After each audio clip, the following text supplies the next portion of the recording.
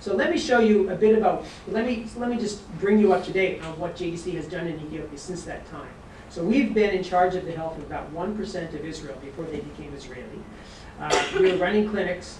We, by requirement of the Ethiopian government, and we're happy to do this as well, we have a lot of non-sectarian programs. And so we're building schools, we're digging wells, we're giving scholarships to girls. And my work at Mother Teresa's mission, which had started off as my personal volunteer work, is now an official JDC project. So let me show you some pictures of Ethiopia. Now, is there something? Okay. These are actually pictures, I'm going to present them in a different way, but these are pictures that I presented yesterday at Bela. Okay. So here we are in Gondar, and you can see Ethiopians are terrified of blowing winds, so the Ethiopians here are sitting with sheets around them.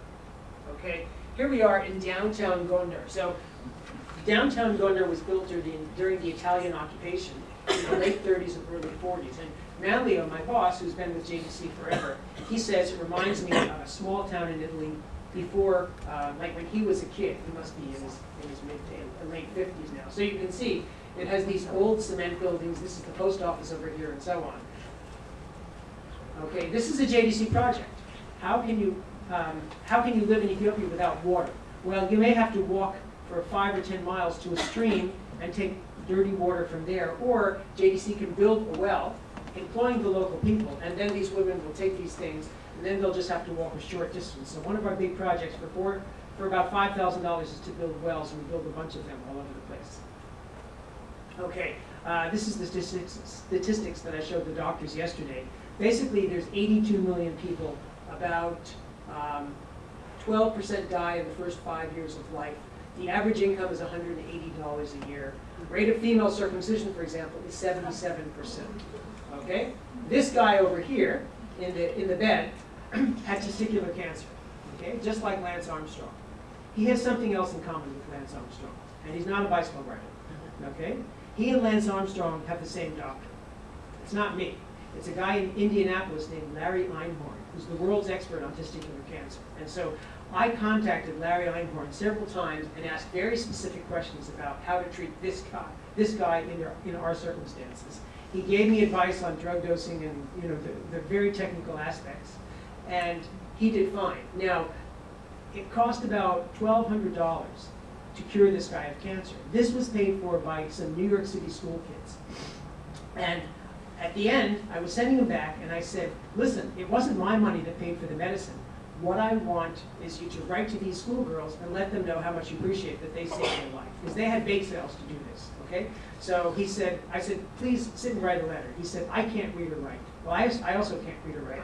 But my son Adisu, he can read and write. And so he's sitting there, and he's dictating this letter to Adisu, and Adisu is taking the dictation in Amharic. We took this picture, we sent it off to him, to these girls in New York, and they knew exactly the story of what happened, okay? So this is Adisu when he's 12 years old, okay? And here he is a year or two later. You can see that he has long braided hair and so on. So there's a message here that I once learned from a rabbi. The reason that God asked Abraham to sacrifice Isaac at the age of 12 and not 13 is that at 13 it's no longer a sacrifice.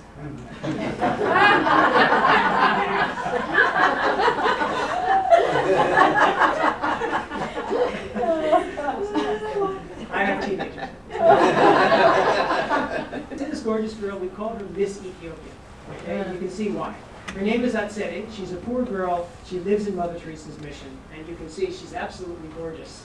That's her heart. Okay, so she has terrible rheumatic heart disease. Her heart is 2 or 3 times bigger than it should be, and she would have died within a year. Well, I was able to somehow send her to Cedars-Sinai Hospital in Los Angeles. Her airplane ticket was bought by a foundation which is part of a running club in San Diego, which supports my work. And here you can see her when she got back. She spent 2 months in Malibu, California. Okay, it's not bad. And you can see she has this scar here, and she's now, the family that she stayed with in Malibu is now sending us money. She's going to school, and she now has a future. Okay? Okay, now, several years ago, 10 years ago actually, I met 2 boys with spine disease, and I couldn't get them surgery. And I ended up adopting them and adding them to my health insurance and getting them surgery in Dallas, Texas that way. Since then, I've started a program. I've also adopted more and done it that way. But I also started a whole program to send Ethiopian kids to Ghana. Turns out the best spine surgeon in the world is a guy named Ohanaba Boachi Ache. That's quite a mouthful, isn't it? Dr. Boachi is like one of these great American stories. He came from Ghana to Brooklyn when he was 18 years old.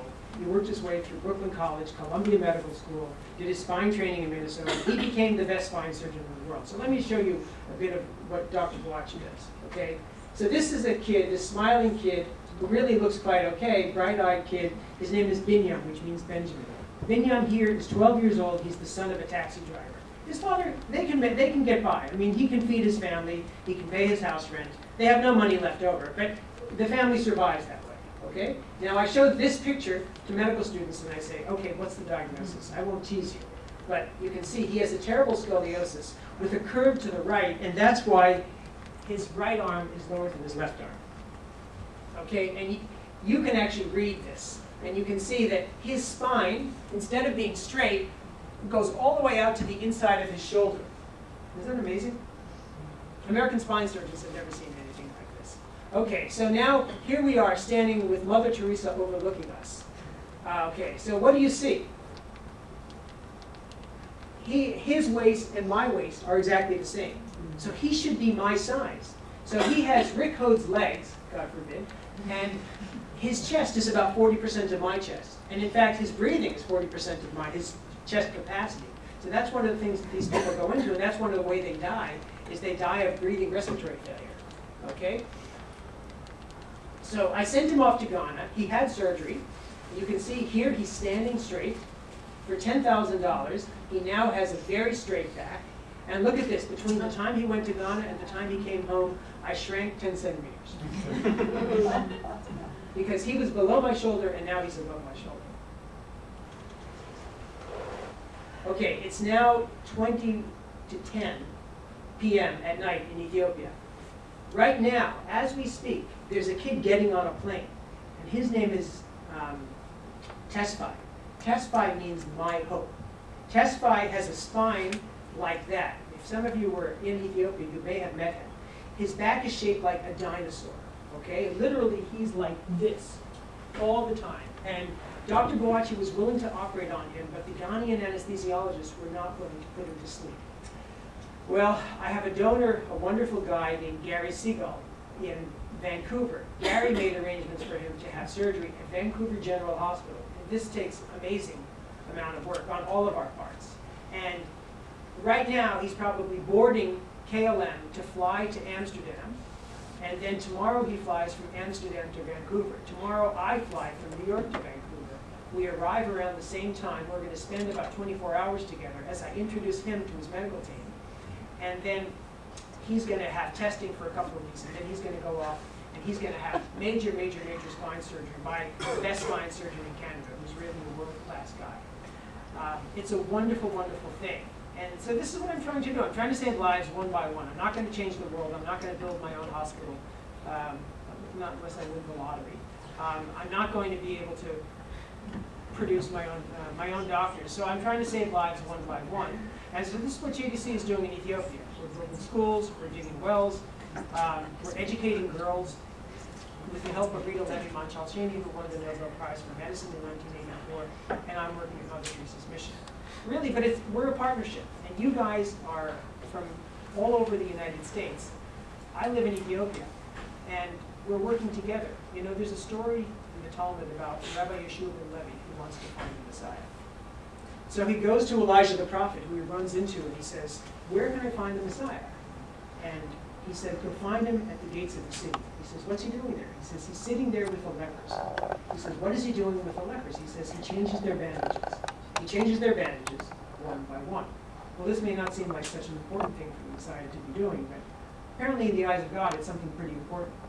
Well, for all of us who are on the ground in Africa day after day, treating people and changing bandages, I need to thank you folks, because you provide the gasoline in every sense that keeps us going. And we're really one team, so thank you very much.